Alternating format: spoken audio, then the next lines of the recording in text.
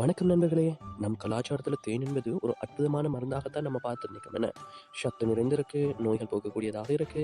ஆனால் இந்த இனிமையான தேன் ஒரு வயதுக்குட்பட்ட குழந்தைகளுக்கு உயிருக்கு ஆபத்தான நஞ்சாக மாறும் என்று உங்களுக்கு தெரியுமா? தேனில் சில சத்துக்கள் இருப்பதால் குழந்தைகளுக்கு பால் அல்லது பாசிப்பயிறுடன் சேர்த்து ஊட்டப்படுகிறது. ஆனால் சுகாதார நிபுணர்களின் மிகப்பெரிய எச்சரிக்கை இதுதான்: ஒரு வயது வரை குழந்தைகளுக்கு தேன் கொடுக்கவே கூடாது. இந்த கொடிய விளைவுக்கு காரணம் இன்ஃபன்ட் பொட்டுலிசம் என்று அழைக்கப்படும் ஒரு அரிய ஆனால் தீவிரமான நோய். கிளாஸ்ட்ரிடியம் பொட்டுலிசம் என்ற பாக்டீரியா வித்துக்கள் கலந்திருக்கிறது தான் இந்த ஆபத்துக்கான காரணம்.